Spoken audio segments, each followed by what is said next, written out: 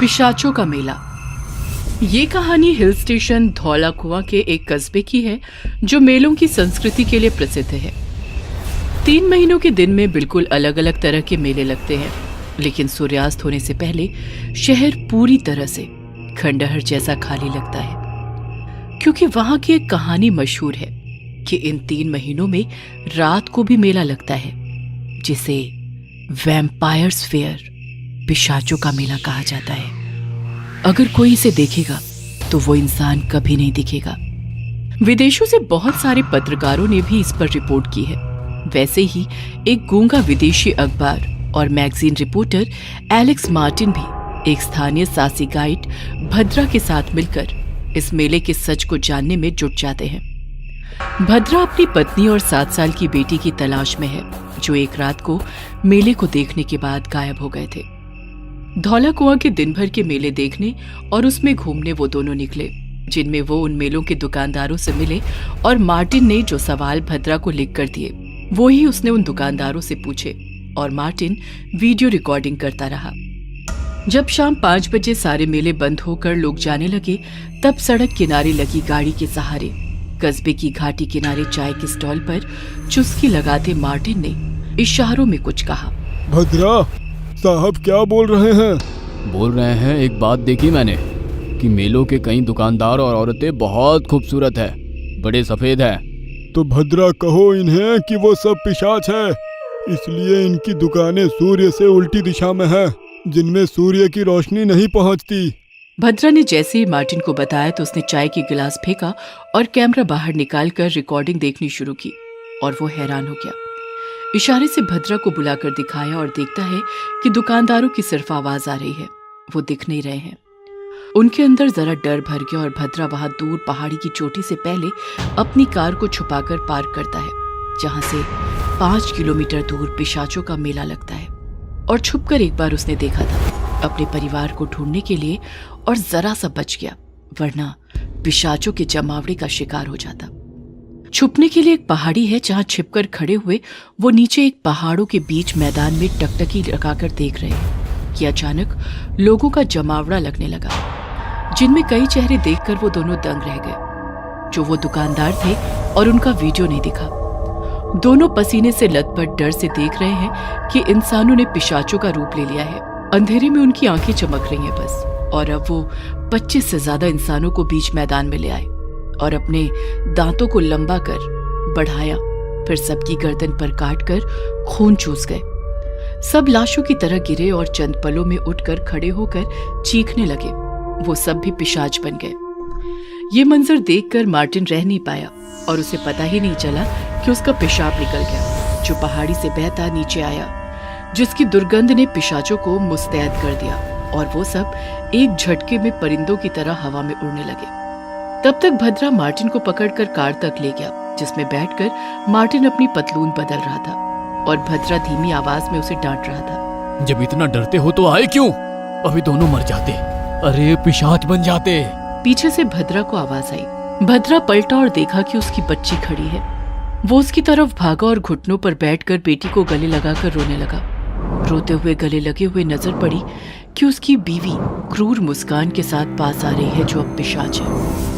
भद्रा बेटी से दूर होने लगता है कि बेटी उसकी गर्दन पर काट जाती है और खून चूसने लगती है। मार्टिन ये देखकर कार की ड्राइविंग सीट पर चुपके से बैठा और कार को रिवर्स लेकर आगे भाग गया। घाटियों से रफ्तार में कार को भगाते हुए जो अंधेरे में डर का एहसास हो रहा है, और वो बढ़ा जब सारे पिशाच उड़ते हुए कार के पास और पूरी घाटी में अपनी डरावनी चीखों के साथ हवा में मंडराने लगे। भागती हुई कार के सामने एकदम से एक पिशाच भागकर आया और टकरा गया, जिससे गाड़ी रफ्तार में घाटी की तरफ जाने लगी और मार्टिन बाहर कूदा और देखा कि गाड़ी ऊपर से उछली शहर की घाटी में, और आग से झुलसती हुई कार में से वो पिशाच बाहर हवा में आया। कार नीचे गिरकर विस्फोट हुई, जिसकी रोशनी में उसे पिशाच का चेहरा दिखा, जो भद्रा था। अब मार्टिन भागने लगा, जिसके पीछे पिशाच पड़े हैं। कस्बे की संकरी गलियों में छिपने लगा, पर उसके पसीने की बदबू और चोट से निकलते खून की खुशबू पिशाचों को उससे दूर नहीं कर पा रही है। गलियों में एक घर की खिड़की से धुआं आ रहा था, जिसका दरवाजा भी खुला था, और वो उसमें डरते हुआ हांफता अंदर घुस गया। और जमीन पर गिरा, जहां देखा कि एक आदमी जो कि काली मां का हवन कर रहा है, जिसके मंत्रों ने पीछे पड़े पिशाचों को भस्म कर दिया, जो पीछे तक आए थे, और बाकियों ने उनको भस्म होते देखा और वहां से उड़ गया। मार्टिन बेहोश हुआ और जब होश में आया तो वो बिस्तर पर था और बाबा ने उसको काढ़ा दिया। मार्टिन इशारों से बताने लगा और बाबा ने रोकते हुए कहा, मुझे सब पता है, हमेशा से कहते आया था इस कस्बे के लोगों से, पर उन्होंने जगह खाली नहीं की, कुछ पैसों के लिए, और मुझे पागल बाबा कहने लगे। और आज मैं ही अकेला हूँ जिसके बनाए तावीज धोला कुआं के हर एक एक बंदे के गले में बंधे हैं। मार्टिन इशारे में भद्रा के बारे में बताता है और बाबा, भद्रा अकेला था जो हमेशा मुझ में विश्वास रखता था, पर 2 साल पहले अपनी पत्नी और बच्ची की खोज में गायब हो गया। अब जो तेरे साथ था वह भद्रा की आत्मा थी। मार्टिन अपनी जेब से मोबाइल निकालता है और फोटो देखने लगता है जो भद्रा के साथ थी। देखते समय ही फोटो में से भद्रा गायब होने लगता है। देखा बेटा, हुआ गायब भद्रा। वह ऐसे कई यात्रियों को रात के मेले तक पहुंचाता है, क्योंकि वो अब खुद पिशाचों का राजा है। मेरी उससे कई बार मुठभेड़ हुई है। तब अचानक से भद्रा की आवाज आती है, खौफनाक और भारी। बाबा, मार्टिन को लेकर बाहर आ जा, वो भी किसी मंत्र तंत्र और यंत्र के बिना, वरना मैं इन हाथ लगे यात्रियों को मार डालूंगा। मार्टिन डर से मना करते हुए पीछे सरकता है पलंग पर। तब बाबा, चिंता ना कर बेटा, माँ काली हमारे साथ है। दोनों कस्बे के चौक पर पहुंचे और देखा कि कुछ यात्रियों को बंधन में बांधे भद्रा हवा में है और बड़ा भयानक दिख रहा है, और अब बहुत सारे पिशाच भी हवा में मंडरा रहे हैं और धरती को घेर लिया है सबको। अब एक एक पिशाच एक एक यात्री को दबोच कर खून चूस रहा है और वो लाश से पिशाच बन रहे हैं। भद्रा ने हाथ के इशारे से मार्टिन को हवा में ले लिया और अपने पास लाकर गला पकड़ा। यहाँ नीचे वो यात्री मारे जा रहे हैं, ऊपर मार्टिन की जान भद्रा के हाथ में है। ये देख बाबा अपने गले की माला निकालकर तोड़ता है और उसके मन के चारों दिशाओं में उछालता है, जिससे वो सब पिशाच तड़पने लगते हैं और धीरे धीरे भस्म होकर राख बन जाते हैं, जिनमें भद्रा के बीवी बच्ची भी है। ये देख भद्रा गुस्से में बाबा को हवा में लेकर दूसरे हाथ से गला दबोचता है। अब एक पंजे में बाबा और दूसरे में मार्टिन है, और अंधेरी रात में नीचे बचे हुए यात्रियों के रोने की आवाजों के बीच एकदम से भद्रा का पिशाची शरीर पैरों की तरफ से जलना शुरू होता है और वो चीखता है। फिर एक हाथ से निकालकर भद्रा पर गिरा रहा है और दूसरे हाथ की तरफ बाबा पर नजर जाती है। भद्रा की जिसकी खूनी लाल आंखों से आंसू गिर रहा है और देख रहा है कि बाबा अपने कुर्ते के जेब से हवन की भस्म राख निकालकर भद्रा पर गिरा रहा है। उसकी वजह से ही भद्रा जल रहा है और बाबा को भी छोड़ दिया, जो जमीन पर गिरा, और ऊपर देखा तो भद्रा जलता हुआ, जिसकी लाल आंखों में आंसू है पर चेहरे पर एक कुटिल मुस्कान देकर वो भी भस्म हुआ। ये देखते हुए बाबा बोला, अब धौला कुआं से पिशाचों का मेला खत्म। तभी पीछे से बाबा की गर्दन से खून निकलता है। मार्टिन पिशाच बन गया है और बाबा का खून चूस कर जमीन पर धक्का देकर बोलता है, अभी नहीं बाबा, अब तो और भी भयानक पिशाचों का मेला लगेगा और तुम भी देखोगे। जब बाबा मन के तोड़ रहा था तब हवा में भद्रा मार्टिन का खून चूस रहा था, इसलिए बाबा ने वो नहीं देखा और भद्रा ने बाबा को माला तोड़ते नहीं देखा। बाबा की आंखें बंद और कुछ पल में वो भी वापस खड़ा और पिशाच बनकर मार्टिन संग उड़ा। ब्लडी विच। इंग्लैंड के 2 टाउन यॉर्क और हैम्स्टर टाउन को विभाजित करता ये खतरनाक सीवर एक भयानक बीच के लिए जाना जाता था। इस सीवर के उस पार यॉर्क टाउन था तो इस पार हैम्स्टर टाउन था। सीवर के घुमाव की वजह से रास्ते इतने फूटे थे कि अनजान व्यक्ति धोखा खा जाते थे। शायद इसीलिए वहां के लोगों ने इसी भूल भुलैया के चलते इसका नाम सर्किल सीवर रख दिया था, पर यह ज्यादा मशहूर था उस बीच के चलते। चांदनी रात फैली हुई थी। चार्ल्स सीवर के उस पार के किसी टाउन से लौट रहा था। चांदनी रात की रोशनी में उसने देखा बगुले पक्षी के जैसे सफेद वस्त्र में अप्सरा की तरह दिखने वाली एक युवती उसी की तरफ बढ़ी आ रही थी। उसने सीवर पार करने के लिए अभी अपना पैर ब्रिज पर रखा ही था कि ब्रिज के बीच पानी में अजीब सी आवाज उसे आसपास महसूस होने लगी। वो युवती करीब आ गई और चार्ल्स से बोली, मुझे जरा सहारा देकर सीवर पार करा दे तो बहुत मेहरबानी होगी। चार्ल्स अभी कुंवारा लड़का था। युवती के हाथों के स्पर्श से ही उसके तन में बिजली सी दौड़ गई। उसकी धड़कन बढ़ गई थी। वो बोला, आओ ना, संभल के, मेरी बाह थाम लो। चार्ल्स बोला। दोनों तरफ सीवर का पानी उधम मचा रहा था। युवती ने मुस्कुराते हुए उसकी कलाई अपनी कलाई में थाम ली। मगर ये क्या? चार्ल्स को लगा सैकड़ों कांटे एक साथ उसकी हथेली में चुभ गए हो। वो युवती की कलाई झटकते हुए दर्द से तिलमिला उठा। क्या हुआ? इतना तड़प क्यों रहे हो? युवती बोली। मगर चार्ल्स को काटो तो खून नहीं। वो डरता सहमता हकलाती आवाज में बोला, कुछ नहीं, पैरों में कोई चीज चुभ गई थी। कभी किसी से, मेरा मतलब है, प्यार व्यार किया है या नहीं? युवती बोली। जी, अभी तक तो ऐसा मौका नहीं मिला। चार्ल्स शर्माते हुए सर झुकाए बोला, कोई बात नहीं, आज जी भर कर प्यार करेंगे। ये रात रोज रोज कहाँ आती है। बेचारी चार्ल्स ने डर या कामुकतावश हामी भर दी। ब्रिज के बीच भाग में आते ही युवती ने अपने जिस्म को कपड़ों से आजाद कर दिया। कसी जांघों मदमाते जिस्म को देखते ही चार्ल्स आगे बढ़ा और युवती को अपनी बाहों में कसते हुए उस ब्रिज पर लिटा दिया। तभी एक तेज सनसनाती हवा उठी और उतने दायरे में अंधकार फैला गई। गीदड़ों की आवाजें तेज हो उठी। चार्ल्स युवती के बदन से खेल रहा था और वो युवती चार्ल्स की पीठ सहला रही थी। मगर ये क्या? अब युवती के वो खूबसूरत हाथ अचानक बदल गए। उनमें बाल उगने शुरू होने लगे और अंगुलियों में लंबे मोटे नाखून उभरने लगे थे। वो इस बीच अपनी असली अवस्था में आ गई थी। बड़ा भयानक काला सा चेहरा था उसका। तभी ब्रिज पर कुछ लोगों के चलने की आहट सुनाई दी। टाउन के कई लोग हाथों में टॉर्च लिए जोर जोर से चार्ल्स को आवाज देते इधर को ही आ रहे थे। लगता है तुम्हारे घर वाले हैं। ये नहीं आए होते तो आज हमारा संगम सदा के लिए हो गया होता। मैं तुम्हें कभी नहीं भूल सकता, हम फिर यहीं मिलेंगे। चार्ल्स शायद उस बिच की असली सूरत से अभी भी अनजान था। इसी को कहते हैं हवस में अंधा हो जाना। वो बिच घबरा गई। उसने चार्ल्स को एक तेज झटका दिया और चार्ल्स एक तरफ लुढ़क गया और वो बिच खिसियानी हंसी हंसती वहां से गायब हो गई। चार्ल्स विक्षिप्त सा खड़ा था। तभी टाउन वालों के साथ उसका पिता हंट चार्ल्स को झकझोरता हुआ बोला, चार्ल्स, तुम यहाँ इस सीवर के बीच बने ब्रिज पर क्या कर रहे हो? तुम्हें शाम तक घर आना था ना। वो मैं रास्ता भूल गया था। ये कैसी बातें कर रहे हो तुम? डैडी, मैं सच बोल रहा हूँ। चार्ल्स, तू नहीं जानता ये कितनी मनहूस जगह है। सब लोग चार्ल्स को घेरे उसे घर लाए।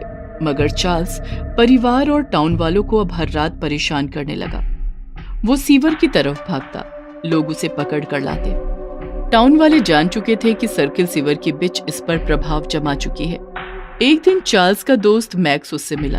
यार, तू घर वालों को रोज परेशान कर रहा है, बात क्या है?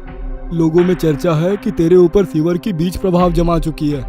ये टाउन वाले ना कितने बेवकूफ है। चुड़ैल होती है क्या? अगर होती है तो आज की रात मैं भी देखूंगा कि वो होती कैसी है। तेरा क्या मानना है चार्ल्स? सीवर के ब्रिज के पास रात में एक खूबसूरत लड़की मुझसे मिलती है। सच? हाँ यार, सच। और ये कहकर चार्ल्स घर चला गया। मगर मैक्स की कामुकता उसे सीवर पर जाने के लिए मजबूर करने लगी। अब रात अपना जलवा बिखेरने लगी थी। मैक्स सर्किल सीवर की तरफ बढ़ चला। रास्ते में एक काले रंग का भयानक पक्षी पंख फैलाए एक अजीब आवाज भरता अचानक से उसके ऊपर से गुजरा। मैक्स को ऐसा लगा जैसे किसी ने उसके पैरों में मन भर लोहे की वजनी वस्तु को पहना दिया हो और उसके पैर बढ़ ही नहीं रहे हो। अभी वो इस बात को सोच ही रहा था कि सामने से एक आवाज आई। वहां सफेद लिबास में एक खूबसूरत युवती खड़ी थी। उसने मैक्स की ओर देखकर कहा, तो तू उसकी बातों में आकर अपनी मौत के मुंह में आ गया। शायद तुझे पता नहीं था कि हमारे भी उसूल होते हैं। हम जब तक अपने जख्मी शिकार को सदा के लिए सुला नहीं लेते तब तक दूसरे शिकार पर हाथ नहीं फेरते। अचानक वो युवती पीछे की तरफ देखकर एक भयानक तरीके से चीखी। उस चीख ने मैक्स का जैसे कलेजा चीर कर रख दिया। वो अचानक पीछे को मुड़ी। हवा तेज चलने लगी। गीदड़ों की आवाजें उस खामोशी को चीरने लगी। युवती के बाल उसके हिप तक लहरा रहे थे और मैक्स उसका ये अंदाज देखकर आकर्षित हुए बगैर नहीं रह सका। वो आगे बढ़ा, करीब पहुंचा और जो ही उसने अपनी बाहों में युवती को लेना चाहा, युवती उसकी तरफ घूम गई और मैक्स के मुंह से भयानक चीख निकल गई। बड़ा डरावना दृश्य था वो। युवती के चेहरे पर बहते हुए फोड़े ही फोड़े उगाए थे। उसके मुंह के लंबे चमकते दांत बाहर को निकल पड़े थे। मैक्स चीखते हुए बदहवास ब्रिज से टाउन की तरफ भागा, मगर कहां तक? उस डरावनी बिच ने एक बड़े आकार का चमगादड़ नुमा पक्षी का रूप ले लिया और मैक्स के पीछे झपट पड़ी। मैक्स ब्रिज पार करने ही वाला था कि पक्षी का रूप धारण किए हुए बिच ने अपने पंखों से मैक्स को जोरदार धक्का दिया और मैक्स तेज बहते सीवर की गहराई में चला गया। आकाश में उस पक्षी के 3 स्वर सुनाई दिए, चिंच चिंच चिंच। शायद ये उसकी विजय का प्रतीक था। पूरे टाउन में लोगों की भीड़ लगी थी। मैक्स का शरीर पानी में तैर रहा था। सारा टाउन शोक के आलम में था। मैक्स के मरने के बाद चार्ल्स के पिता हंट की परेशानी बढ़ गई थी। वो चार्ल्स को उस बिच से बचाने की कवायद शुरू कर देता है। वो इसी सिलसिले में चर्च के फादर फेडरिक के पास गया था। फादर चर्च के अंदर प्रे करने में व्यस्त थे। हे गॉड, इस शैतानी बीच से तू हमारी हिफाजत कर। तभी फादर की नजर हंट पर गई, जो फादर को ही देख रहा था। तुम यहाँ कैसे? फादर फेडरिक, प्लीज मेरे बेटे को बचा लीजिए। मेरा वो इकलौता सहारा है। Please father. बचाया उससे जाया जाता है जो जिंदा हो। माय सन, जो पहले से ही मर चुका हो उसे कैसे बचा सकता हूँ मैं? ये आप क्या कह रहे हैं? मेरा बेटा चार्ल्स अभी जिंदा है। हंट की बात सुनकर फादर चिल्लाकर बोले, नहीं, तुम्हारा बेटा तो उसी वक्त मर चुका था जिस वक्त वो उस बीच के साथ संबंध बना रहा था। लेकिन फादर, जरूर आपको कोई गलतफहमी हुई है। वो अपने घर पर ही आता जाता रहता है। अगर वो मर चुका होता तो ऐसे कैसे संभव हो पाता? मेरी बात का यकीन मानो माय सन, तुम्हारा बेटा मर चुका है। वह बीच उसे उसी अपनी दुनिया में ले गई है। तुम्हारे बेटे ने ही अपने दोस्त मैक्स की जान ली है और अब वो दोनों पता नहीं कितने लोगों की जान लेंगे। अगर तुम्हें मेरी बात का यकीन नहीं आता तो चलो मेरे साथ। तुम स्वयं अपनी आंखों से क्यों नहीं देख लेते? और इधर चार्ल्स और युवती दोनों मिलकर हंस रहे थे और चार्ल्स के चेहरे पर शैतानियत झलक रही थी। सच बताओ चार्ल्स, क्या तुम पर अभी तक किसी को शक नहीं हुआ कि तुम मेरी तरह मर चुके हो? नहीं, अभी तक किसी को नहीं। जिस तरह तुम मैक्स को यहाँ पर लेकर आए थे, अब तुम्हें हर रोज एक नए इंसान को यहाँ लेकर आना है। इंसानों का खून मुझे ताकत देता है और अब तुम्हें भी इसकी जरूरत पड़ेगी। तब वहाँ फादर फेडरिक और हंट एक साथ पहुंच गए।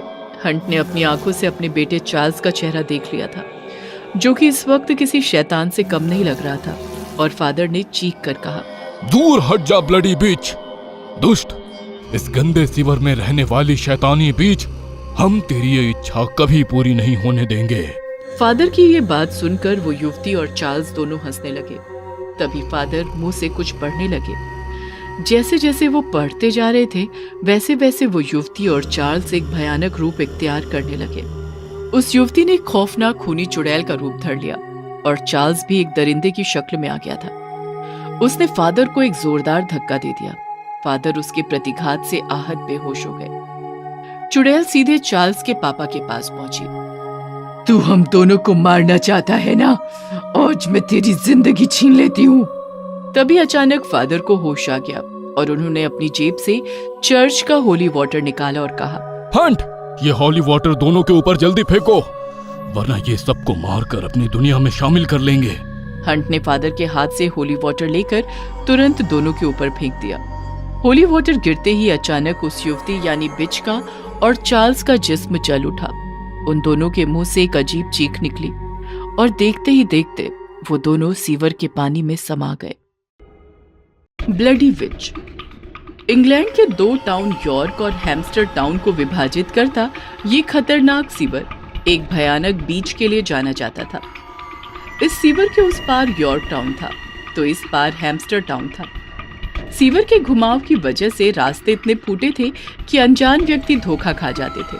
शायद इसीलिए वहां के लोगों ने इसी भूल भुलैया के चलते इसका नाम सर्किल सीवर रख दिया था। पर यह ज्यादा मशहूर था उस बीच के चलते। चांदनी रात फैली हुई थी। चार्ल्स सीवर के उस पार के किसी टाउन से लौट रहा था। चांदनी रात की रोशनी में उसने देखा बगुले पक्षी के जैसे सफेद वस्त्र में अप्सरा की तरह दिखने वाली एक युवती उसी की तरफ बढ़ी आ रही थी। उसने सीवर पार करने के लिए अभी अपना पैर ब्रिज पर रखा ही था कि ब्रिज के बीच पानी में अजीब सी आवाज उसे आसपास महसूस होने लगी। वो युवती करीब आ गई और चार्ल्स से बोली, मुझे जरा सहारा देकर सीवर पार करा दे तो बहुत मेहरबानी होगी। चार्ल्स अभी कुंवारा लड़का था। युवती के हाथों के स्पर्श से ही उसके तन में बिजली सी दौड़ गई। उसकी धड़कन बढ़ गई थी। वो बोला, आओ ना, संभल के, मेरी बाह थाम लो। चार्ल्स बोला। दोनों तरफ सीवर का पानी उधम मचा रहा था। युवती ने मुस्कुराते हुए उसकी कलाई अपनी कलाई में थाम ली। मगर ये क्या? चार्ल्स को लगा सैकड़ों कांटे एक साथ उसकी हथेली में चुभ गए हो। वो युवती की कलाई झटकते हुए दर्द से तिलमिला उठा। क्या हुआ? इतना तड़प क्यों रहे हो? युवती बोली। मगर चार्ल्स को काटो तो खून नहीं। वो डरता सहमता हकलाती आवाज में बोला, कुछ नहीं, पैरों में कोई चीज चुभ गई थी। कभी किसी से, मेरा मतलब है, प्यार व्यार किया है या नहीं? युवती बोली। जी, अभी तक तो ऐसा मौका नहीं मिला। चार्ल्स शर्माते हुए सर झुकाए बोला, कोई बात नहीं, आज जी भरकर प्यार करेंगे। ये रात रोज रोज कहाँ आती है। बेचारी चार्ल्स ने डर या कामुकतावश हामी भर दी। ब्रिज के बीच भाग में आते ही युवती ने अपने जिस्म को कपड़ों से आजाद कर दिया। कसी जांघों, मदमाते जिस्म को देखते ही चार्ल्स आगे बढ़ा और युवती को अपनी बाहों में कसते हुए उस ब्रिज पर लिटा दिया। तभी एक तेज सनसनाती हवा उठी और उतने दायरे में अंधकार फैला गई। गीदड़ों की आवाजें तेज हो उठी। चार्ल्स युवती के बदन से खेल रहा था और वो युवती चार्ल्स की पीठ सहला रही थी। मगर ये क्या? अब युवती के वो खूबसूरत हाथ अचानक बदल गए। उनमें बाल उगने शुरू होने लगे और अंगुलियों में लंबे मोटे नाखून उभरने लगे थे। वो इस बीच अपनी असली अवस्था में आ गई थी। बड़ा भयानक काला सा चेहरा था उसका। तभी ब्रिज पर कुछ लोगों के चलने की आहट सुनाई दी।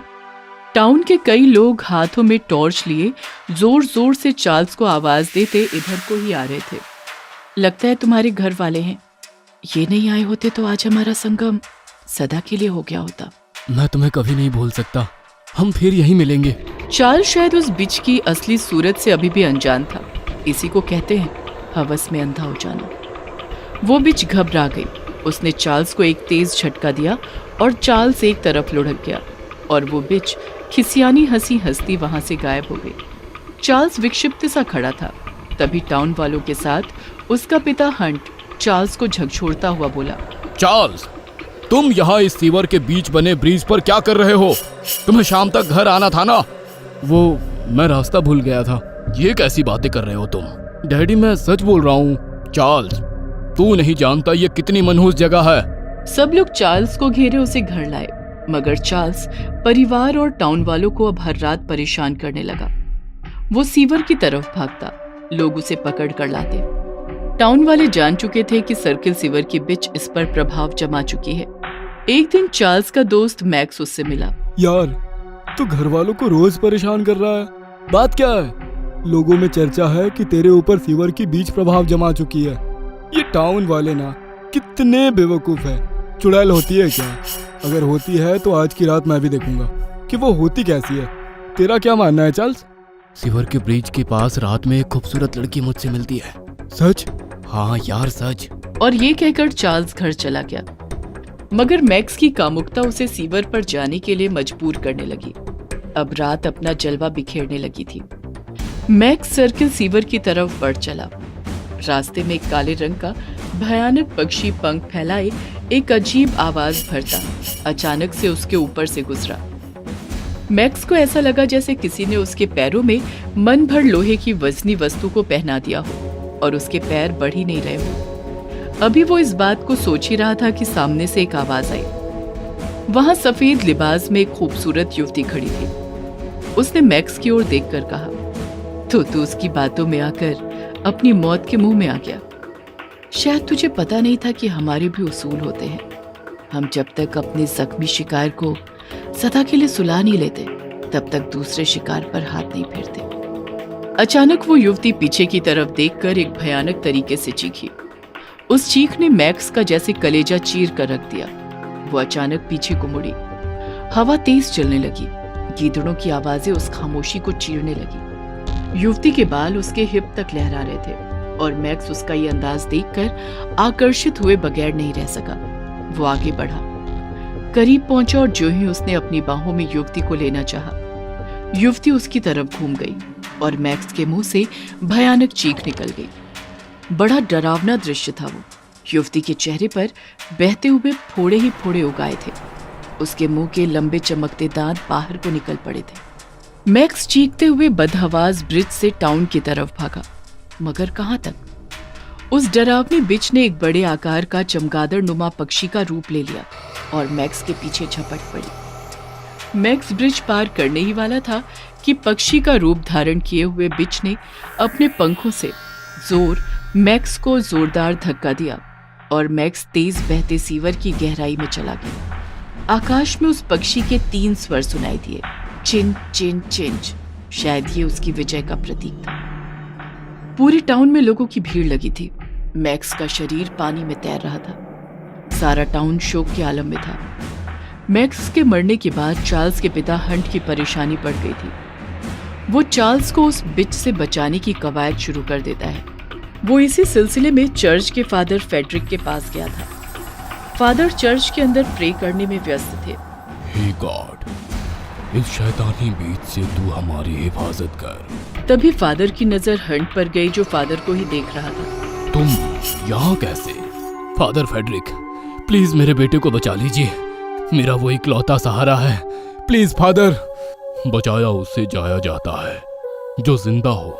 माय सन, जो पहले से ही मर चुका हो उसे कैसे बचा सकता हूं मैं? ये आप क्या कह रहे हैं? मेरा बेटा चार्ल्स अभी जिंदा है।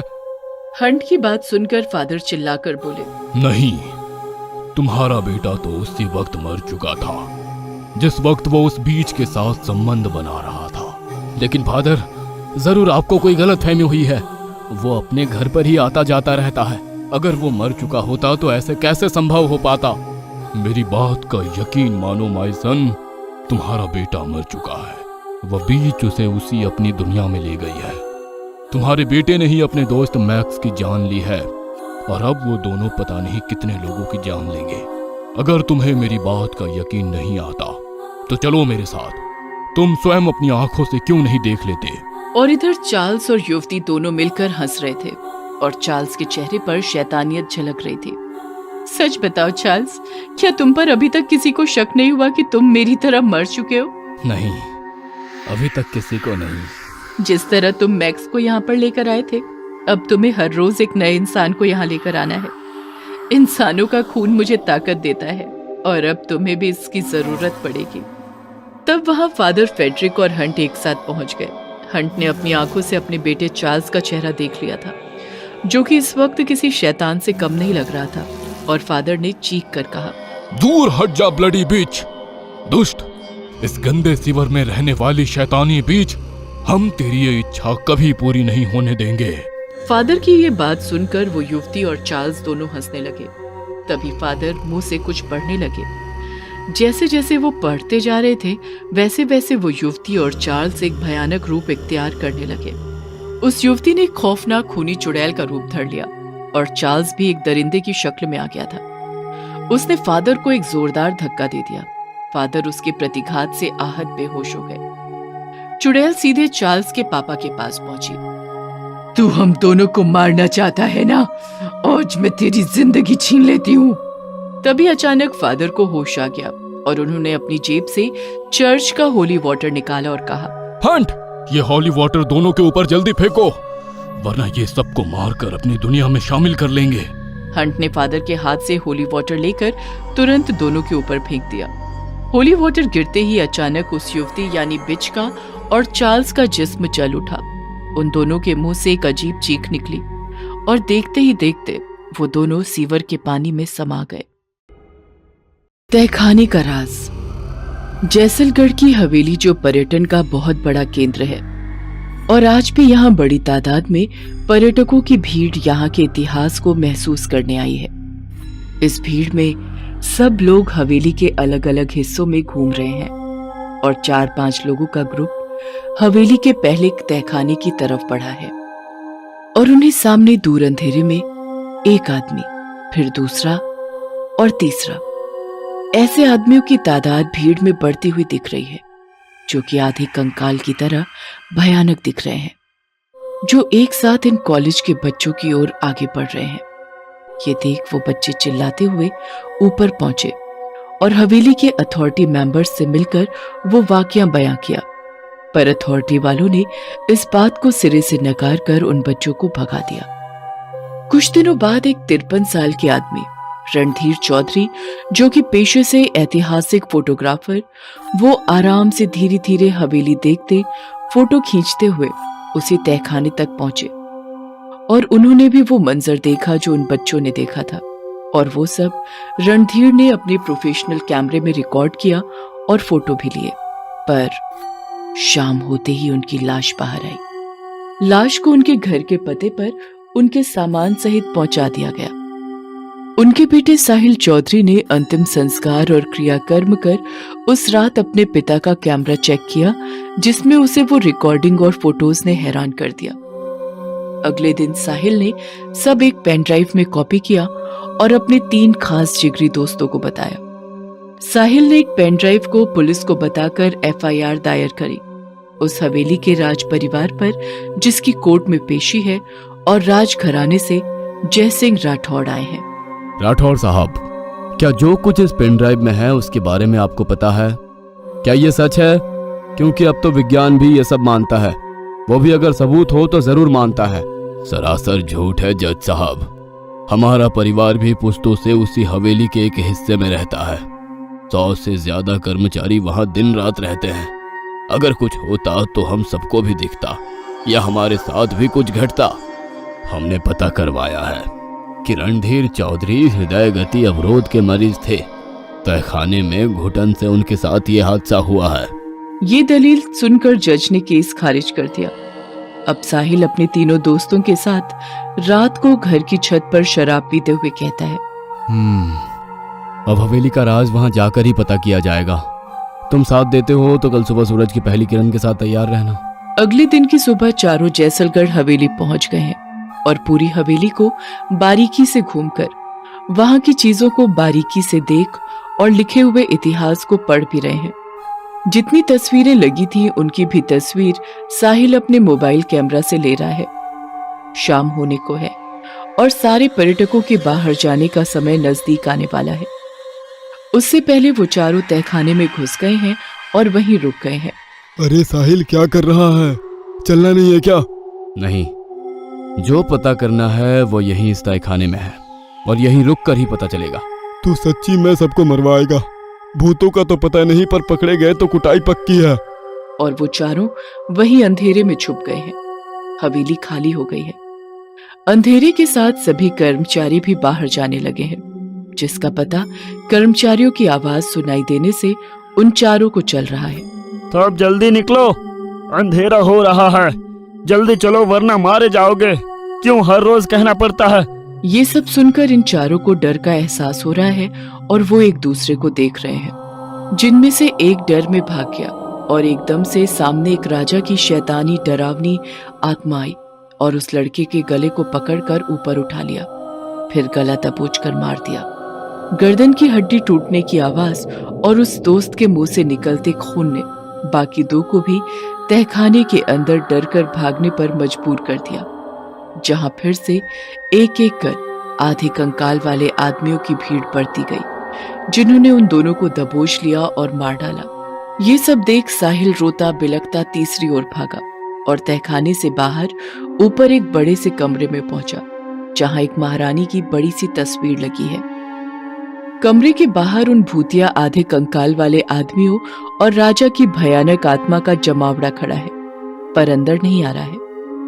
ये देख साहिल खुद से ये बात करके बड़बड़ा रहा है, ये सब अंदर क्यों नहीं आ रहे हैं? पीछे से एक औरत की आवाज आई, ये पापी लोग अंदर नहीं आ पाएंगे। साहिल पलटा और देखा कि तस्वीर से महारानी की आत्मा बाहर आ गई। साहिल पीछे कदम बढ़ाता हुआ गिरा। डरो मत बेटा, मैं उन जैसी नहीं हूँ, और वैसे भी जो पता करने आए हो वो सच मैं ही बता सकती हूँ तुम्हें। तो सुनो। 123 साल पहले जीसलगढ़ घराना छोटा पर नामचीन था, क्योंकि महाराज चंदेर सिंह जनता के सामने और नजरों में बड़े दयालु और निष्ठावान थे। हर इंसान के सहायक थे, बड़े भावुक थे, पर उनका असली चेहरा बस मैं, उनकी महारानी शीत कंवर ही जानती थी, या फिर वो गुलाम जो वफादारी से उनकी गुलामी करते थे। वो सच ये था कि गांव से हर रोज एक औरत रात के अंधेरे में गायब होने लगी, जो कि महाराज अपने गुलामों से अगवा करवा कर हवेली के चमचमाते तहखाने में मंगवाया करते थे। उसके साथ जितनी बार और जितने समय तक रंगरलियां बनाते और मन भरने पर मरवा कर गांव के जंगल में लाश फेंकवा देते। कोई न कोई जानवर रात में उस लाश को खा ही जाता, और तब वो आधी खाई हुई लाश मिलने पर लगता कि जानवर का शिकार हुई है। एक आदमी बलदेव ने दिमाग लगाया और बड़बड़ाने लगा। सिर्फ औरत ही क्यों, जानवर जो भी हो, उससे सिर्फ औरत का शिकार ही करना है। और वो रात को छुपकर गांव के चौक में ही पेड़ के नीचे हर रोज सोने लगा। एक रात को जब एक औरत निवृत्त होने के लिए जंगल की ओर गई, तो वहां से कुछ जोरों से छटपटाने की आवाजों ने बलदेव को उसका पीछा करने पर मजबूर किया, और उसने देखा कि कुछ लोग उस औरत को अगवा करके ले जा रहे हैं। पीछा करने पर देखा कि वो हवेली के खुफिया दरवाजे से अंदर गए हैं। अब बलदेव हवेली के सामने पेड़ों के पीछे छिप छिप कर दिन रात बिताने लगा। 4 रात बाद वो लोग उस औरत को वापस जंगल में लेकर गए और फेंक कर चले गए। बलदेव ने उस औरत की नाक के सामने उंगलियों से उसकी सांसें चलती महसूस की, तो अपने पास पड़े पानी से भरी जरी यानी चमड़े की पानी पीने वाली थैली से पानी छिड़क कर औरत को होश में ले आया, जिसने महाराज का सच बलदेव को बताया। बलदेव उस औरत को उसके घर ले गया और उसके घर वालों को आधी रात को ही गांव के सरपंच के घर लेकर गया और सब बताया। जल्दी ही गांव के 80 से ज्यादा मर्द इकट्ठे होकर हवेली पहुंचे। आधी रात को सोए हुए महाराज महारानी को बाहर जन सैलाब की चीख की आवाजें सुनाई दी और वो बाहर आए। आते ही सब मर्दों ने महाराज को खरी खोटी सुनाई, जिससे महाराज तिल मिला गए। महाराज तब भी ठंडे दिमाग से बोले, आप सब अंदर आओ, फिर सही से बात करते हैं। सब अंदर आए और आते ही राजा ने अपने सैनिकों को आदेश दिया, इन सबको बांध कर तहखाने की दीवारों में चुनवा दो। ऐसा ही हुआ। भयानक नरसंहार।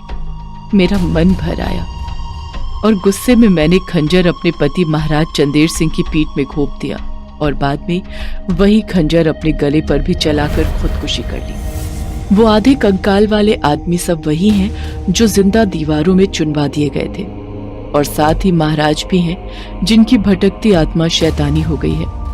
सुबह की पहली किरण के साथ साहिल छुपता छुपाता हवेली से बाहर आता है और वहीं के पुलिस थाने में राज घराने के खिलाफ शिकायत दर्ज करवाता है। कोर्ट में अर्जी लगवाता है। हवेली के तहखाने की दीवारों को तुड़वाने की और अर्जी जज मंजूर करते हैं। पुलिस फोर्स जाकर मजदूरों से दीवारों को तुड़वाते हैं और उन्हें 80 नर कंकाल बरामद होते हैं। अब कोर्ट आदेश देता है राज परिवार को कि हवेली पर सरकार का कब्जा है और हवेली को ध्वस्त करने का आदेश किया जाता है। ऐसे होता है जैसलगढ़ की हवेली के तहखाने के राज का अंत। प्रेतों की पाठशाला। बिलासपुर 23,000 लोगों की तादाद वाला कस्बा, जिसे आज से पहले कोई ज्यादा जानता नहीं था, पर आज वो न्यूज की हेडलाइन बन गया है। एक स्कूल में 2 दिन में 3 बच्चों और 2 अध्यापकों की अस्वाभाविक मृत्यु हो गई थी। 1 हफ्ते पहले वजह कोई बता नहीं पा रहा था। अफवाह है या हकीकत, पर सुना है कि वो पाठशाला प्रेतों की है। रिपोर्टिंग के वक्त एकदम से आवाज आई, चाय लेंगे साहब। रिपोर्टर डर जाता है और देखने के बाद उसको अजीब हालत में और ज्यादा डरा हुआ महसूस कर रहा है, क्योंकि वो भूत जैसा ही भयानक दिख रहा है। तुम कौन हो? वो स्कूल की दीवार से लगकर चाय की स्टॉल मेरी ही है। भाई साहब, कुछ जानते हैं आप इन सब के बारे में? तो बताइए। 2 महीने पहले स्कूल शुरू हुआ था और हमारी दुकान 2 पुश्तों से यही है। जब नींव रखी गई तब भी हमने मना किया था बाबू साहब। क्यों का भूतिया है ये जगह, नहीं सुनी हमरी। और शुरू हुआ स्कूल। पहले ही दिन बच्चे अपनी कक्षा में गए और जब पानी पीने या टॉयलेट गए तो डरते चिल्लाते बाहर आए और पूछने पर बताते कि अंदर कोई और भी डरावने लोग हैं, पर मानता कोई नहीं। पढ़े लिखे कहाँ मानते हैं बाबू साहब। पर अंदर का वाकया तो विनोद जी सर ही बताएंगे, जिन्होंने इसकी तहकीकात की है। तुम इतना सब कैसे जानते हो? अरे बाबू, दुकान दिखाई ना मेरी, वो भी तो जल गई थी और साथ में मैं भी। रिपोर्टर वहां से चल दिए और स्कूल की तरफ बढ़े। बाहर चारों तरफ पुलिस फेंसिंग थी, डू नॉट क्रॉस वाली, पर रिपोर्टर ने अपना पहला कदम पहली सीढ़ी पर रखा ही था और पीछे से डर में चाय वाले का भूत चिल्लाया, अंदर ना जाओ बाबू साहब। पीछे पलटे बिना वो डरता हुआ अंदर बढ़ा और अपने धीमे कदमों से खाली सुनसान स्कूल का चक्कर लगा ही रहा था, अपने मोबाइल कैमरा में रिकॉर्डिंग के साथ। और वो वहां टॉयलेट एंड पेंट्री के सामने पहुंचा। पहुंचते ही देखता है कि सामने एकदम से वहां बच्चों की भीड़ दिखी, जैसे कि इंटरवल में होती है वही माहौल, और तुरंत ही माहौल शांत। सारे बच्चे रिपोर्टर के सामने पलटे और गुस्से में देखने लगे, जिनमें से काला धुआं निकलने लगा जैसा जलने से निकलता है। ये देख रिपोर्टर पर डर चढ़ा ही था कि पीछे से डांटती हुई डंडा हाथ में लिए एक लेडी टीचर आई, जैसे कि बच्चों को क्लास में ले जाने के लिए आई हो, और बच्चे भी वैसे ही हूटिंग करते हुए रिपोर्टर के आर पार होते हुए भाग गए। रिपोर्टर डर से पलटकर गिरा और उसकी नजर उस लेडी टीचर की दहकती नजरों से मिली जो दर्द में थी। वो सब अदृश्य हो गए। काफी देर बेल बजाने और दरवाजा खटखटाने के बाद विनोद आए। विनोद जी, क्या है स्कूल का सच? पाठशाला नहीं है वो, प्रेतों की पाठशाला है। बच्चों ने जब वो सब एक्सपीरियंस किया तब बच्चों ने बाकी टीचर्स और अपने पेरेंट्स से कहा, पर कोई नहीं समझा और ना ही माना। पर मैंने माना और इसके पीछे लगा। एज ए फिजिकल टीचर मैं जब भी राउंड पर होता तो मैं अकेले टॉयलेट्स और पैंट्री में जाने लगा। फील होता जैसे मेरे पीछे कोई है। पानी पीता तो लगता कि पैंट्री में मेरे साथ कोई पानी पी रहा है। Same in toilet. और फिर एक दिन दोपहर 2 बजे छुट्टी की टाइम जाने से पहले मेरी नज़र कॉरिडोर में टहलते कुछ लोगों पर पड़ी, जैसे कि मॉर्निंग में स्कूल स्टार्ट से पहले स्कूल ऑक्सिलरी स्टाफ टहलते हैं। मैं पीछे गया तो देखा कि वो लोग अलग अलग क्लासरूम्स क्लीन कर रहे हैं और हर एक रूम के सामने खड़े होकर हर एक से नज़र मिली और मुझसे नज़र दर्द में मिलाकर गायब होते गए। मैं डर से भागा। अगले दिन मैंने प्रिंसिपल ऑफिस जाकर प्रिंसिपल से वही बात कही, पर उन्होंने हंसकर मजाक में उड़ा दी। क्या आप भी बच्चों की तरह बातें कर रहे हो विनोद सर? और प्रिंसिपल सर बाहर गए। मैं बाहर निकला और मुझे कॉरिडोर के एंड में ग्रुप के बच्चे और स्टाफ जलते हुए दिखे। अब मेरे लिए जानना ज़रूरी हो गया। अगले दिन मैं स्कूल लेट आया और देखा कि वहाँ स्कूल में भीड़ जमा है, पुलिस आई हुई है और सब वही वॉशरूम पेंट्री के आगे जमा है। वहाँ देखा तो क्लास फर्स्ट के 3 स्टूडेंट्स की डेड बॉडीज पड़ी है, जिसका रीज़न हार्ट अटैक है। उन बच्चों के पेरेंट्स रो रहे हैं। माहौल मातम से भरा हो गया था। अगले दिन एक मेल टीचर वॉशरूम में गए थे और वो बाहर आए ही नहीं। जब पियोन को पता चला कि वॉशरूम में है तो डोर तोड़ा गया। वहाँ वो टीचर की बॉडी कमोड पर बैठी पड़ी है, पर पूरी जली हुई थी और कोई बदबू नहीं आई जलने की, बस खाली धुआं आ रही थी। अगले दिन पेंट्री में लेडी टीचर पानी पीने गई तो उनका मुंह वाटर कूलर में डूबा हुआ और बॉडी बाहर लटकी हुई थी। इसी न्यूज़ ने पहले स्कूल बंद करवाए हैं और शायद आपको यहाँ तक पहुँचाया है। फिर क्या? आपने इसके पीछे की वजह जानने की कोशिश की? कोशिश? सब पता चल गया है। मैं स्कूल की लैंड के बारे में पता करने म्युनिसिपल डिपार्टमेंट गया और वहाँ से पूरा रिकॉर्ड लेकर आया जो 1900 से था, पर 2022 के रिकॉर्ड ने मुझे सब बताकर हकीकत से सामना करवाया। मैं सहम सा गया और आंसू रुक नहीं रहे थे। ऐसा क्या था विनोद जी? 1900 से 1921 तक इसी जगह पर उस जमाने की पाठशाला हुआ करती थी, जहाँ ज्ञानी पंडित और शास्त्री, मौलाना, यहाँ तक कि प्रीस्ट भी पढ़ाया करते थे। एक लेडी टीचर जो कि उस टाइम की स्कूल प्रिंसिपल थी। गांव के बच्चे बहुत खुशी से मन लगाकर पढ़ते सीखते थे। बहुत सुकून भरा माहौल था गुलामी के समय पर भी। पर नजर एक राक्षस की लगी। 1922 की शुरुआत में नाम था जनरल डॉगलास, जिसको गांव के बच्चों का पढ़ना और उस गांव की शांति अच्छी नहीं लगी। बिना किसी को कहे एक दिन रात को अपने सिपाहियों से पूरे स्कूल के चारों ओर बारूद बिछवा दिया और अंदर टॉयलेट्स और पेंट्री में पेट्रोल ऑयल के पैकेट्स रखवाए। दूसरे दिन जब स्कूल शुरू होकर इंटरवल तक पहुंची कि फायर ब्रिगेड के टैंकर में पानी की जगह पेट्रोल भर लाया और पूरी बिल्डिंग पर छिड़क दिया। अंदर बदबू फैली तो भगदड़ मची और बाहर सिगार जलाकर माचिस की उस तिल्ली को नीचे गिराया। उस जनरल ने जो नीचे बारूद पर तिल्ली गिराया, तभी बंदूक की गोली की तरह पूरी बिल्डिंग को आग ने अपने आगोश में ले लिया। लगभग 80 बच्चे और 12 का स्टाफ जलकर भस्म हो गया। उस वक्त प्रिंसिपल मैम रोज की तरह डंडा लेकर टॉयलेट्स और पेंट्री से बच्चों को क्लास में भेजने के लिए डांट रही थी। सब जलकर भस्म हो गया। मानो दिल दहल गया हो। इन सब से छुटकारा कैसे मिल सकता है? पता किया, वो भी पता किया मैंने। जब वो सब पढ़ा तो पढ़ते हुए रात के 11:30 बज गए और मैं रोते बिलखते खुद को संभाल नहीं पाया और शराब पीकर टाइट हो गया और पाठशाला के सामने पेड़ के नीचे बैठ गया। घोप अंधेरे में स्कूल को देख रो ही रहा था कि अचानक लाइट्स लगी। बच्चे और पूरा स्टाफ अंदर क्लास में जाने लगे। क्लास में पढ़ाई शुरू। थोड़ी देर बाद स्कूल आग के लपटों से जलती हुई दिखी और सब सामने जलते हुए खड़े दिखे जो अंदर थे। वो मंजर देखकर मैं भागा, जोर से भागा और भागता हुआ घर आ पहुंचा और बेड पे वैसे ही गिर गया। सारा पिया हुआ उतर गया। सुबह सब याद था, पर वो रात को जो देखा सच था या नहीं पता करने में 4 रातों तक लगातार गया और सब वैसे ही सामने दिखा रोज। और रिपोर्टर साहब, मैंने पी भी नहीं रखी थी चारों दिन। आपने बहुत कुछ देखा है हिम्मत के साथ। आप बच गए, बस वही काफी है। किसने कहा कि मैं बच गया? रिपोर्टर पसीने से लथपथ हो गया और देखा कि विनोद इंसान से जलता हुआ पुतला बन गया और बोला, मैं तो पूरी पाठशाला के साथ ही जल गया था। अतृप्त आत्मा हूँ, भटक रहा था। विनोद धुएं के साथ उड़ता हुआ अदृश्य हो गया। कुछ कहानियां अधूरी रह जाती है क्योंकि उनके पीछे की सच्चाई कोई समाधान नहीं ढूंढ पाती है।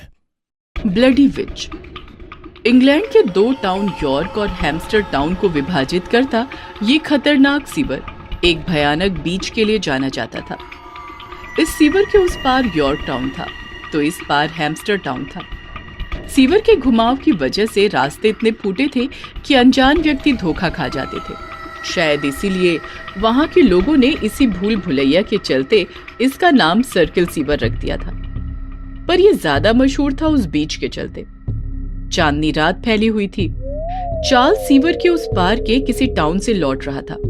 चांदनी रात की रोशनी में उसने देखा बगुले पक्षी के जैसे सफेद वस्त्र में अप्सरा की तरह दिखने वाली एक युवती उसी की तरफ बढ़ी आ रही थी। उसने सीवर पार करने के लिए अभी अपना पैर ब्रिज पर रखा ही था कि ब्रिज के बीच पानी में अजीब सी आवाज उसे आसपास महसूस होने लगी। वो युवती करीब आ गई और चार्ल्स से बोली, मुझे जरा सहारा देकर सीवर पार करा दे तो बहुत मेहरबानी होगी। चार्ल्स अभी कुंवारा लड़का था।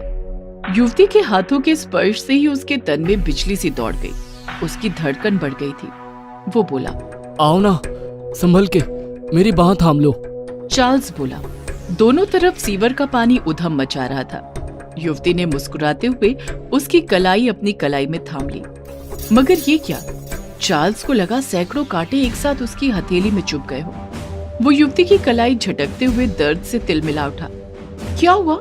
इतना तड़प क्यों रहे हो? युवती बोली। मगर चार्ल्स को काटो तो खून नहीं।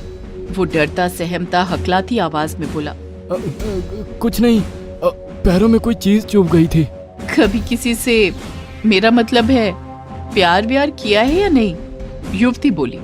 जी, अभी तक तो ऐसा मौका नहीं मिला।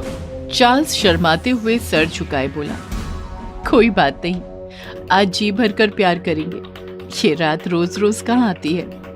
बेचारी चार्ल्स ने डर या कामुकतावश हामी भर दी। ब्रिज के बीच भाग में आते ही युवती ने अपने जिस्म को कपड़ों से आजाद कर दिया। कसी जांघों, मदमाते जिस्म को देखते ही चार्ल्स आगे बढ़ा और युवती को अपनी बाहों में कसते हुए उस ब्रिज पर लिटा दिया। तभी एक तेज सनसनाती हवा उठी और उतने दायरे में अंधकार फैला गई। गीदड़ों की आवाजें तेज हो उठी। चार्ल्स युवती के बदन से खेल रहा था और वो युवती चार्ल्स की पीठ सहला रही थी। मगर ये क्या, अब युवती के वो खूबसूरत हाथ अचानक बदल गए। उनमें बाल उगने शुरू होने लगे और अंगुलियों में लंबे मोटे नाखून उभरने लगे थे। वो इस बीच अपनी असली अवस्था में आ गई थी। बड़ा भयानक काला सा चेहरा था उसका। तभी ब्रिज पर कुछ लोगों के चलने की आहट सुनाई दी। टाउन के कई लोग हाथों में टॉर्च लिए जोर जोर से चार्ल्स को आवाज देते इधर को ही आ रहे थे। लगता है तुम्हारे घर वाले हैं। ये नहीं आए होते तो आज हमारा संगम सदा के लिए हो गया होता। मैं तुम्हें कभी नहीं भूल सकता, हम फिर यहीं मिलेंगे। चार्ल्स शायद उस बिच की असली सूरत से अभी भी अनजान था। इसी को कहते हैं हवस में अंधा हो जाना। वो बिच घबरा गई। उसने चार्ल्स को एक तेज झटका दिया और चार्ल्स एक तरफ लुढ़क गया और वो बिच खिसियानी हंसी हंसती वहां से गायब हो गई। चार्ल्स विक्षिप्त सा खड़ा था। तभी टाउन वालों के साथ उसका पिता हंट चार्ल्स को झकझोरता हुआ बोला, चार्ल्स, तुम यहाँ इस सीवर के बीच बने ब्रिज पर क्या कर रहे हो? तुम्हें शाम तक घर आना था ना। वो मैं रास्ता भूल गया था। ये कैसी बातें कर रहे हो तुम? डैडी, मैं सच बोल रहा हूँ। चार्ल्स, तू नहीं जानता ये कितनी मनहूस जगह है। सब लोग चार्ल्स को घेरे उसे घर लाए, मगर चार्ल्स परिवार और टाउन वालों को अब हर रात परेशान करने लगा। वो सीवर की तरफ भागता, लोग उसे पकड़ कर लाते। टाउन वाले जान चुके थे कि सर्किल सीवर की बिच इस पर प्रभाव जमा चुकी है। एक दिन चार्ल्स का दोस्त मैक्स उससे मिला। यार, तू घर वालों को रोज परेशान कर रहा है, बात क्या है? लोगों में चर्चा है कि तेरे ऊपर सीवर की बीच प्रभाव जमा चुकी है। ये टाउन वाले ना कितने बेवकूफ है। चुड़ैल होती है क्या? अगर होती है तो आज की रात मैं भी देखूंगा कि वो होती कैसी है। तेरा क्या मानना है चार्ल्स? सीवर के ब्रिज के पास रात में एक खूबसूरत लड़की मुझसे मिलती है। सच? हाँ यार, सच। और ये कहकर चार्ल्स घर चला गया। मगर मैक्स की कामुकता उसे सीवर पर जाने के लिए मजबूर करने लगी। अब रात अपना जलवा बिखेरने लगी थी। मैक्स सर्किल सीवर की तरफ बढ़ चला। रास्ते में एक काले रंग का भयानक पक्षी पंख फैलाए एक अजीब आवाज भरता अचानक से उसके ऊपर से गुजरा। मैक्स को ऐसा लगा जैसे किसी ने उसके पैरों में मन भर लोहे की वजनी वस्तु को पहना दिया हो और उसके पैर बढ़ ही नहीं रहे हो। अभी वो इस बात को सोच ही रहा था कि सामने से एक आवाज आई। वहां सफेद लिबास में एक खूबसूरत युवती खड़ी थी। उसने मैक्स की ओर देखकर कहा, तो तू उसकी बातों में आकर अपनी मौत के मुंह में आ गया। शायद तुझे पता नहीं था कि हमारे भी उसूल होते हैं। हम जब तक अपने जख्मी शिकार को सदा के लिए सुला नहीं लेते, तब तक दूसरे शिकार पर हाथ नहीं फेरते। अचानक वो युवती पीछे की तरफ देखकर एक भयानक तरीके से चीखी। उस चीख ने मैक्स का जैसे कलेजा चीर कर रख दिया। वो अचानक पीछे को मुड़ी। हवा तेज चलने लगी। गीदड़ों की आवाजें उस खामोशी को चीरने लगी। युवती के बाल उसके हिप तक लहरा रहे थे और मैक्स उसका ये अंदाज देखकर आकर्षित हुए बगैर नहीं रह सका। वो आगे बढ़ा, करीब पहुंचा और जो ही उसने अपनी बाहों में युवती को लेना चाहा, युवती उसकी तरफ घूम गई और मैक्स के मुंह से भयानक चीख निकल गई। बड़ा डरावना दृश्य था वो। युवती के चेहरे पर बहते हुए फोड़े ही फोड़े उगाए थे। उसके मुंह के लंबे चमकते दांत बाहर को निकल पड़े थे। मैक्स चीखते हुए बदहवास ब्रिज से टाउन की तरफ भागा, मगर कहां तक? उस डरावनी बिच ने एक बड़े आकार का चमगादड़ नुमा पक्षी का रूप ले लिया और मैक्स के पीछे झपट पड़ी। मैक्स ब्रिज पार करने ही वाला था कि पक्षी का रूप धारण किए हुए बिच ने अपने पंखों से मैक्स को जोरदार धक्का दिया और मैक्स तेज बहते सीवर की गहराई में चला गया। आकाश में उस पक्षी के 3 स्वर सुनाई दिए, चिंच चिंच चिंच। शायद ये उसकी विजय का प्रतीक था। पूरे टाउन में लोगों की भीड़ लगी थी। मैक्स का शरीर पानी में तैर रहा था। सारा टाउन शोक के आलम में था। मैक्स के मरने के बाद चार्ल्स के पिता हंट की परेशानी बढ़ गई थी। वो चार्ल्स को उस बिच से बचाने की कवायद शुरू कर देता है। वो इसी सिलसिले में चर्च के फादर फेडरिक के पास गया था। फादर चर्च के अंदर प्रे करने में व्यस्त थे।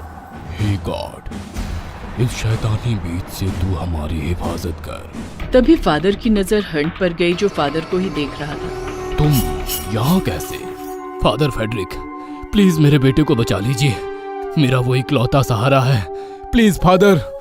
बचाया उससे जाया जाता है जो जिंदा हो। माय सन, जो पहले से ही मर चुका हो उसे कैसे बचा सकता हूँ मैं? ये आप क्या कह रहे हैं? मेरा बेटा चार्ल्स अभी जिंदा है। हंट की बात सुनकर फादर चिल्लाकर बोले, नहीं, तुम्हारा बेटा तो उसी वक्त मर चुका था जिस वक्त वो उस बीच के साथ संबंध बना रहा था। लेकिन फादर, जरूर आपको कोई गलतफहमी हुई है। वो अपने घर पर ही आता जाता रहता है। अगर वो मर चुका होता तो ऐसे कैसे संभव हो पाता? मेरी बात का यकीन मानो माय सन, तुम्हारा बेटा मर चुका है। वह बीच उसे उसी अपनी दुनिया में ले गई है। तुम्हारे बेटे ने ही अपने दोस्त मैक्स की जान ली है और अब वो दोनों पता नहीं कितने लोगों की जान लेंगे। अगर तुम्हें मेरी बात का यकीन नहीं आता तो चलो मेरे साथ। तुम स्वयं अपनी आंखों से क्यों नहीं देख लेते? और इधर चार्ल्स और युवती दोनों मिलकर हंस रहे थे और चार्ल्स के चेहरे पर शैतानियत झलक रही थी। सच बताओ चार्ल्स, क्या तुम पर अभी तक किसी को शक नहीं हुआ कि तुम मेरी तरह मर चुके हो? नहीं, अभी तक किसी को नहीं। जिस तरह तुम मैक्स को यहाँ पर लेकर आए थे, अब तुम्हें हर रोज एक नए इंसान को यहाँ लेकर आना है। इंसानों का खून मुझे ताकत देता है और अब तुम्हें भी इसकी जरूरत पड़ेगी। तब वहाँ फादर फेडरिक और हंट एक साथ पहुंच गए। हंट ने अपनी आंखों से अपने बेटे चार्ल्स का चेहरा देख लिया था, जो कि इस वक्त किसी शैतान से कम नहीं लग रहा था, और फादर ने चीख कर कहा, दूर हट जा ब्लडी बीच, दुष्ट! इस गंदे सीवर में रहने वाली शैतानी बीच, हम तेरी ये इच्छा कभी पूरी नहीं होने देंगे। फादर की ये बात सुनकर वो युवती और चार्ल्स दोनों हंसने लगे। तभी फादर मुंह से कुछ पढ़ने लगे। जैसे जैसे वो पढ़ते जा रहे थे, वैसे वैसे वो युवती और चार्ल्स एक भयानक रूप इख्तियार करने लगे। उस युवती ने खौफनाक खूनी चुड़ैल का रूप धर लिया और चार्ल्स भी एक दरिंदे की शक्ल में आ गया था। उसने फादर को एक जोरदार धक्का दे दिया। फादर उसके प्रतिघात से आहत बेहोश हो गए। चुड़ैल सीधे चार्ल्स के पापा के पास पहुंची। तू हम दोनों को मारना चाहता है ना? आज मैं तेरी जिंदगी छीन लेती हूँ। तभी अचानक फादर को होश आ गया और उन्होंने अपनी जेब से चर्च का होली वाटर निकाला और कहा, हंट, ये होली वाटर दोनों के ऊपर जल्दी फेंको, वरना ये सबको मारकर अपनी दुनिया में शामिल कर लेंगे। हंट ने फादर के हाथ से होली वाटर लेकर तुरंत दोनों के ऊपर फेंक दिया। होली वाटर गिरते ही अचानक उस युवती यानी बिच का और चार्ल्स का जिस्म जल उठा। उन दोनों के मुंह से एक अजीब चीख निकली और देखते ही देखते वो दोनों सीवर के पानी में समा गए। वैलेंटाइन वाली रात कहानी है कोकमपुरा शहर की। सैम नाम का काफी जवान और हैंडसम लड़का ट्रेन से अपनी मौसी के शहर कोकमपुरा आ रहा था। ट्रेन स्टेशन पर रुकते ही मौसी ने सैम को अपने सीने से लगा लिया। पहली बार मेरे शहर आया है, अब मैं तुझे कहीं जाने नहीं दूंगी। चिंता मत करो मौसी, पूरा फरवरी यहीं एंजॉय करूंगा। वैलेंटाइन डे का महीना है, तुम्हारे शहर से किसी न किसी लड़की को जरूर पटा ले जाऊंगा। सैम की बात सुनकर मौसी एकदम से कांप गई। कोकमपुरा में वैलेंटाइन नहीं मनाया जाता सैम। लेकिन सैम का ध्यान कहीं और ही था। अचानक उसका सिर चकराने लगा। ये क्या हो रहा है? क्या हुआ बेटा? लगता है ये जगह, ये शहर मैंने पहले भी देखा है। नजरों को पता नहीं क्या क्या नजर आ रहा है। सिर दर्द से फटा जा रहा है। सैम की बात सुनकर मौसी हंसने लगी। अरे पागल, जिंदगी में पहली बार आया है तू यहाँ। रात भर सफर किया है, उसी का नतीजा है ये। फिर सैम मौसी के साथ मौसी के घर की तरफ निकल पड़ा। दूसरे दिन शाम के वक्त सैम ने मौसी के गैराज में एक बाइक देखी और मौसी को आवाज लगाई। मौसी!